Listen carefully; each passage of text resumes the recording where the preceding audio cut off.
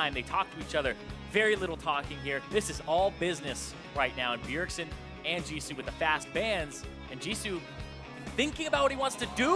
Oh, unbench the Kench. Jisu going to be rocking one of those melee-style champions, one of those types of things that Bjergsen specifically brought up, saying, I think my pool, I think my play style is better suited to this than his, and I'll be able to show that.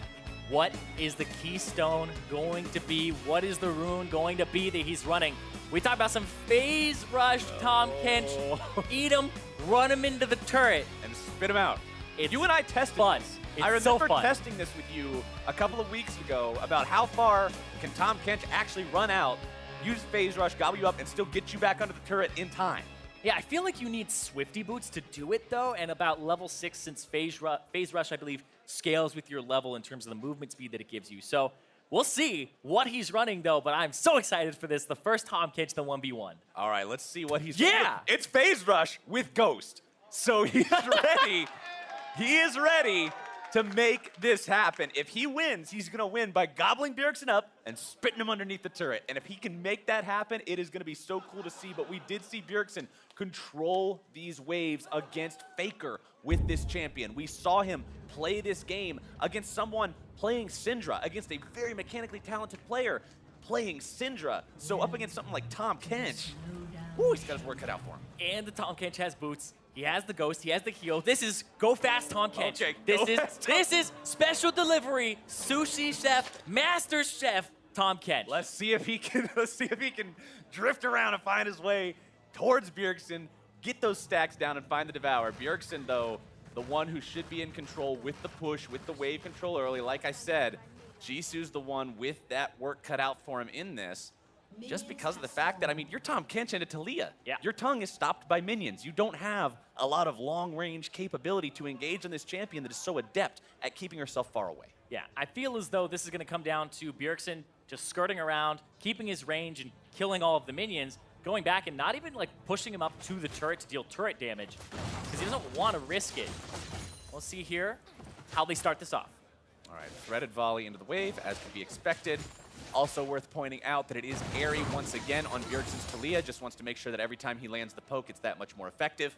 So not really anything too surprising coming out of him just yet.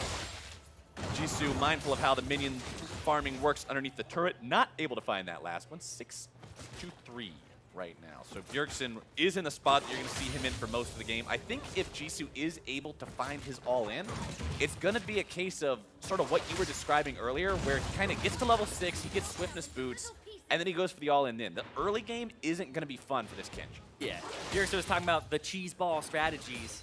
I mean, this is one that he's cooked up here. Jisu will see if he's able to actually execute on it, because I feel like it's one that the condition is pretty narrow. The enemy, if they're thinking about your win condition, they might be able to avoid it completely. Now, Bjergsen's going to back and use Taliyah passive, where he just runs against walls and structures and gets back very quickly without missing much in terms of CS. Because he knows the cannon waves underneath the enemy turret, it's going to take that much more time for it to clear out. He's got enough time to get back to the wave without missing much at all. Yep. Another Dorian's ring picked up, more potions picked up. He's in the spot he wants to be. Yeah, and let's talk about his runes right here, because he has Biscuit Delivery and he has Futures Market. So Bjergsen, taking the advice of kind of Azale yesterday, talking about how good Futures Market is, and you can buy so many potions, and he's done that for himself right now.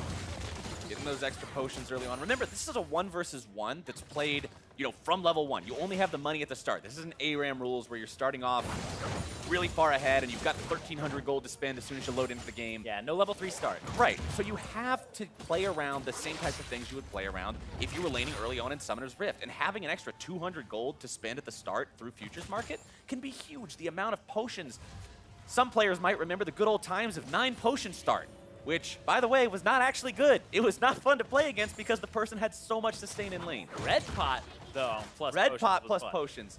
That was pretty silly. That was also a good time.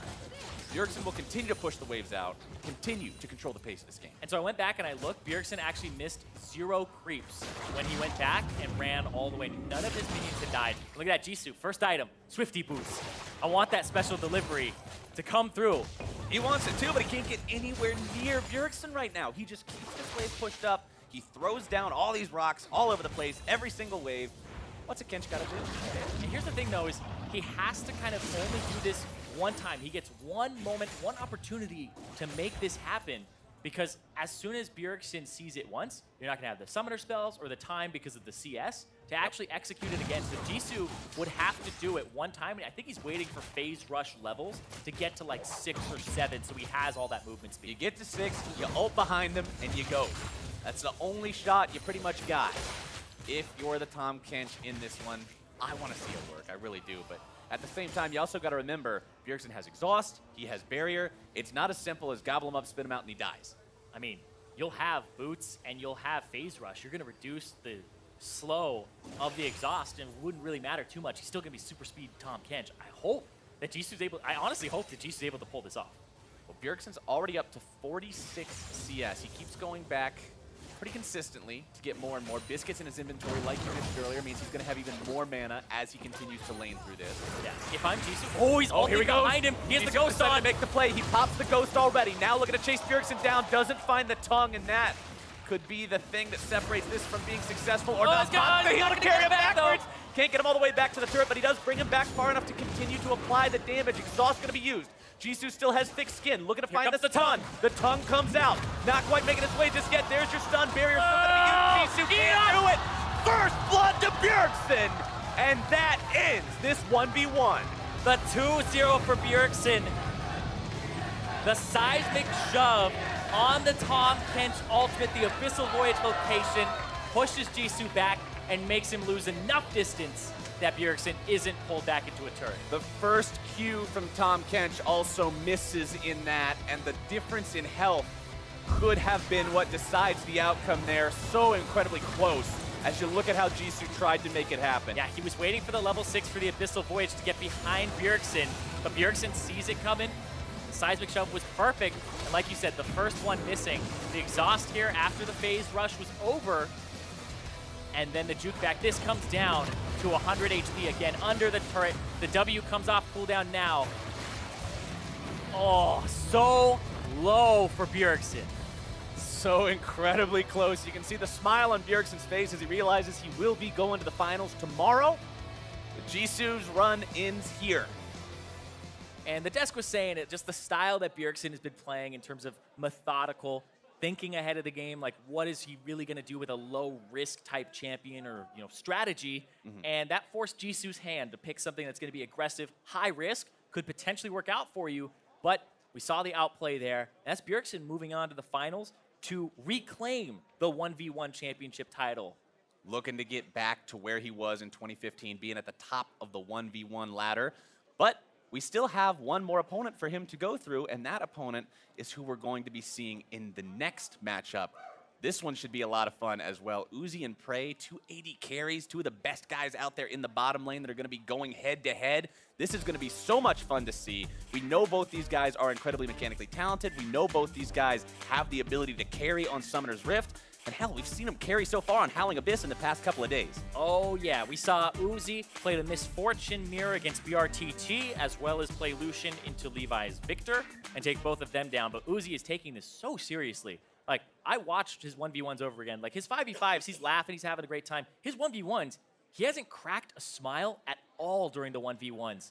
Whereas, on the other side, Prey, this guy's just a smile factory. This guy was actually voted in the LCK as basically the heart of the LCK. He is pretty much the most likable pro over there. Was an award that he actually got because he's just so bubbly. But right now, it looks like they're both stoic. They're both really focused on this as 2 legendary AD carries, but I want to see if Prey can make Uzi smile.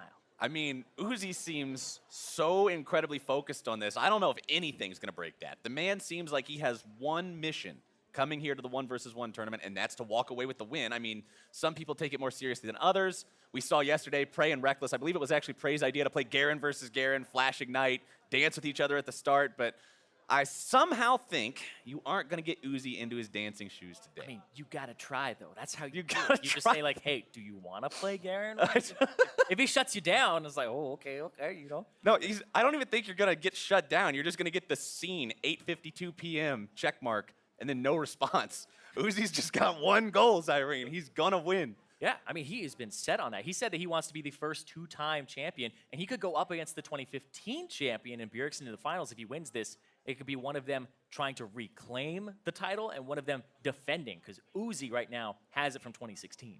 At the same time, though, talking about Prey, this guy who's part of the what everybody was calling the Korean super team coming to All-Stars here, there's a reason this guy made that thing the title that it had, right? There's a reason everybody was like, super team has all the best players all over the place.